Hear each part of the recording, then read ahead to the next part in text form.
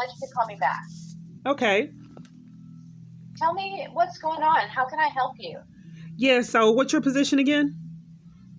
I'm one of the assistant DAs, so I'm one of the lawyers, the district attorneys in the DA's office, and I'm in the protective order division. Okay, why wouldn't I assign an advocate or a case manager? Well, because I'm the one that is assigned to call you back and screen you for a protective order. Oh, well, I want a case manager because I keep getting denied those services so much and there's police corruption in it. I've had multiple false arrests. And my right to have a case manager keeps getting taken away from me because I don't know how to combat police corruption, so I want an advocate. Okay, well, the advocates work for me. Oh, okay, so you assign... They work at my office, so... Oh, okay, so you assign advocates.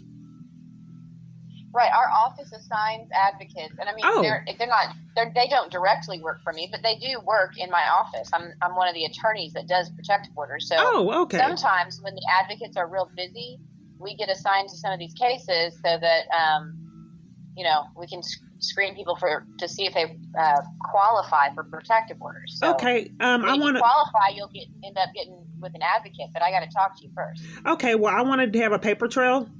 Evidence of what I'm writing. I don't want to just do it verbally. So how can I write down the information so that I get a copy of what I'm giving to you? I just don't want it to be verbal communication because I need a paper trail because I've already applied multiple times and they have came up missing. Well, there's not going to be a paper trail until I just figure out what's going on with you and if you qualify for a protective order. And I'm happy to listen to what's going on to see that, but there's no paper involved. Really, this is just a phone conversation to see. You have called, it's my understanding, you're wanting a protective order. Is that right? Right, but I want to be able to come in and do an application and write down what happened so I get a copy, and there's a copy because there's corruption. Like I said, I've already made multiple attempts for protection orders and I keep getting lost and I keep getting denied. So what I'd appreciate if I have evidence that I'm applying and what's in the protection orders, and then me getting not a qualifying with there's police corruption and false arrest. If someone can bribe a police to arrest you, I would think that that's enough to qualify. Okay, well, I just don't know what's going on with you. If you want to tell me what's going on, that way maybe we can see if you qualify. That'd be great. Okay.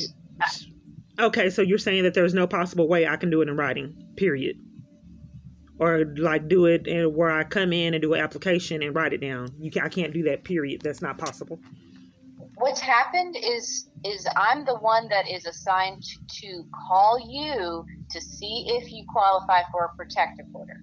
Right, and what I'm requesting... There's no writing down or anything. It's just a conversation so that I can sort of get an idea of what's going on in your life and kind of talk through it a little bit and see if there is a way that we can help you, because sometimes we can, sometimes people qualify for protective orders and then we send them to an advocate where they get their affidavit written down and all that. But sometimes it's not a situation where a person qualifies. So I just don't know that yet because I don't know what's going on with you. So I'm happy to listen if you...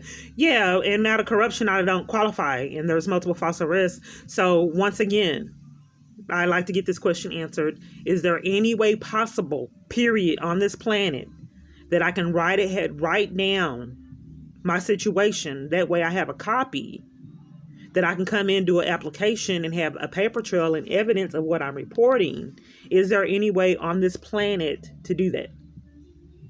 Not at this point. Okay. Later, we may end up doing an affidavit, but at this point, there's nothing in writing. It's just a phone conversation. Okay, well, I've already did one with the family place. So you guys don't see that? What about going through a domestic violence place and having them do it again? That's not possible?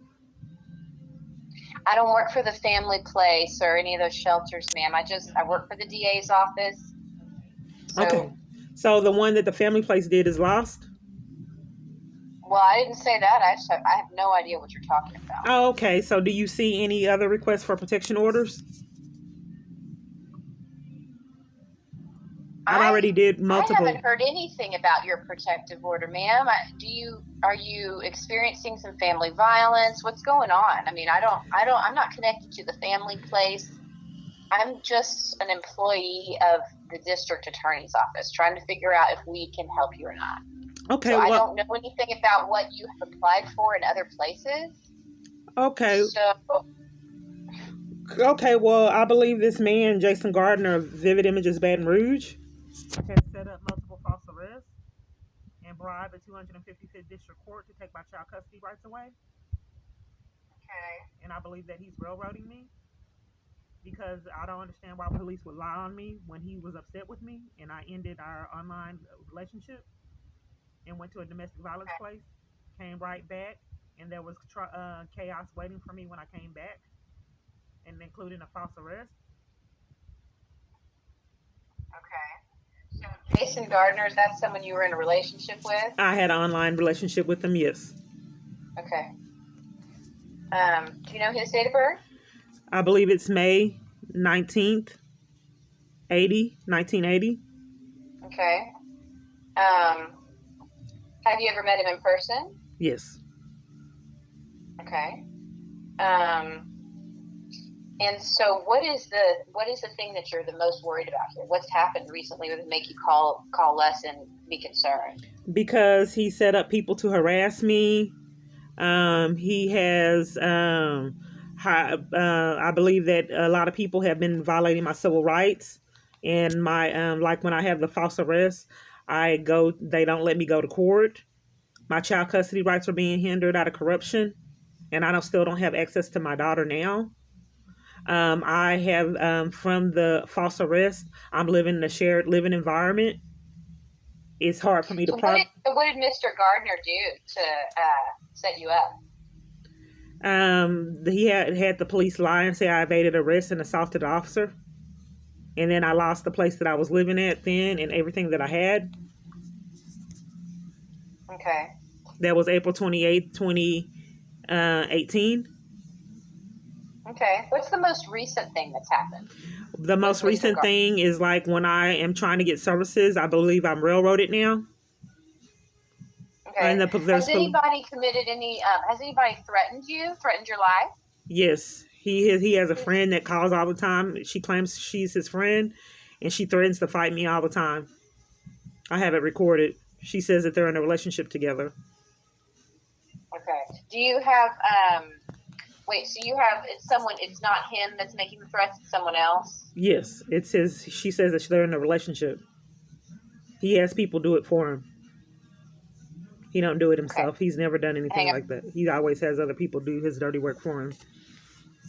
Okay. That's the kind of person he is. So what is this person saying whenever they threaten you?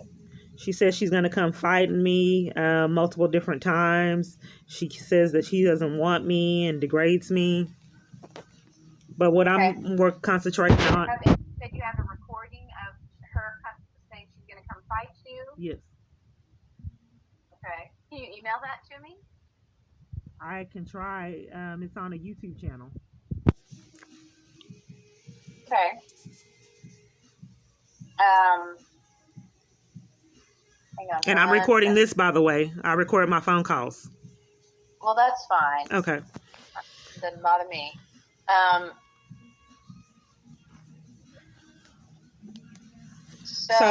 What I'm more concerned about is him bribing the 255th District Court to hinder my child custody rights, which is a crime.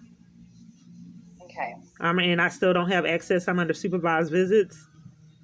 And they have a fictitious judge that each time I try to figure out what's going on with the judge, they have me removed. Then Attorney General stole some of my child support payments came up missing 2 times, mysteriously. And I try to report to the Attorney General that there's something suspicious is going on with my child support payments. And they remove me by security, so I won't figure out what's going on with the missing payments. And I still don't know. I've had payments disappear. Okay.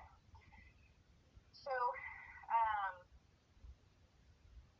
at this point, Ms. Clark, I'm not hearing anything that would qualify you for a protective order under the law in this court. And I'm sorry, I really wish we could help you. I just, I don't want to put you through the process of a protective order if there's not going to be a judge that would be able to grant a protective order. Well, that's okay. There's evidence that I'm applying, because if I keep having the false arrest and all the corruption, who do I talk to? Why can't I get services at the family place? All these different places I'm going to, why do they keep covering for it everywhere I go? What's your name again? I'm Cara McNeese. Okay, so I want an advocate to be able to protect me, because no one has a right to pay police and all these people to deny me services and falsely arrest me. No one has a right to continue to do that for years, to keep me bound. So each time I beg for assistance and case managers, I can't get it. And I've been there, by the way, and when I tried to report that someone hit my son with a car, waited for him to come outside when he was taking out the trash and hit him with a car, and the police tried to cover for it. I was trying to tell them about that, and and other strange incidences. I don't know how long I've been getting stopped. So if someone is bribing police to falsely arrest me, that doesn't make me qualify for a protection order or assistance? Not in our court. No. That is not something we handle in this court. Okay, so do you know why when I came in person that security made me leave? No, I don't. Do you think maybe you guys are corrupt? Do you know why when I tried to report it to the district attorney, the false arrest, that they had me leave there too, one of their own cases, a current case and past cases out of their own court, that they wouldn't let me tell them was corruption? To be honest with you, ma'am, I really don't know any of what you're talking about. I'm communicating it with you. You need to know that for the protection order. You need to know that I tried to report it to the DA. That way you know that there's corruption. Don't you need to know also that police harassed me as well? I got trapped on a train. The bus driver, a DART train. Yeah, the bus driver locked me on the train. The train driver locked me on the train while I was getting threatened by some boys, and then lied about it. It happened. That sounds awful. Sounds like you've got a lot going on.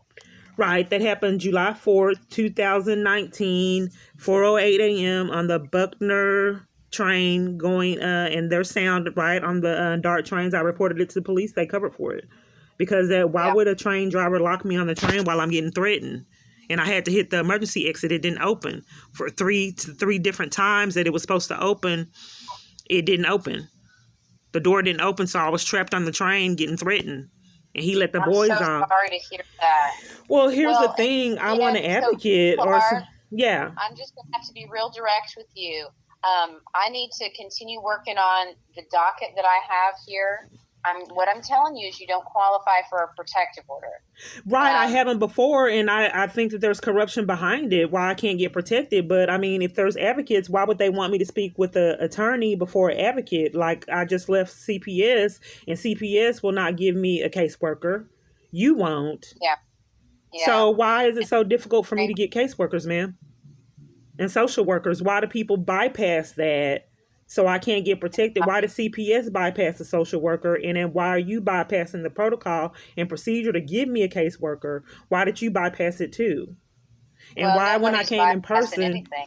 I want an advocate, ma'am. So that way I can get the evidence I need, because it's not enough for me to get trapped on trains and the false arrest for you. But with an advocate, we can build evidence against the perpetrator and the police corruption, and then we can build up what we need to qualify. Since I haven't qualified for years. And nothing you've said has given me any indication that you qualify. And I'm going to go ahead and have to hang up now. If you have any other I don't understand why I got bypassed the caseworker, ma'am. The caseworker, and if he's bribing courts and doing all these different things, how was my child support intervene? I mean, how can someone stop child support? I just don't have anything to do with that, and don't.